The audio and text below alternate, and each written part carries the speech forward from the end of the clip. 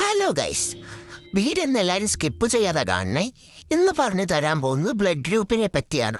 നമുക്ക് എല്ലാവർക്കും blood grouping ഉണ്ടെന്ന് എല്ലാവർക്കും അറിയാമല്ലേ. അപ്പൊ ബ്ലഡ് ഗ്രൂപ്പിംഗ് നോക്കാൻ വേണ്ടിയിട്ട് ഉപയോഗിക്കുന്നത് EDT എന്ന് പറയുന്ന ട്യൂബിലാണ്. ഭയങ്കര വിശദമായിട്ടൊന്നുമല്ല, എന്നാലും കുറച്ച് പറഞ്ഞു തരാൻ വേണ്ടിയിട്ടാണ് ഇന്ന് പോകുന്നത്.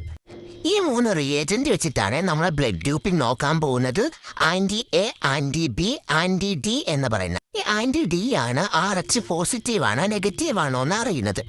അതായത് A പോസിറ്റീവ്, B പോസിറ്റീവ് എന്നൊക്കെ പറയത്തില്ലേ, അതേപോലെ നമുക്ക് 3 തുള്ളിയുടെ ആവശ്യമേ ഉള്ളൂ ബ്ലഡ് ഗ്രൂപ്പിംഗ് നോക്കാൻ വേണ്ടിയിട്ട്.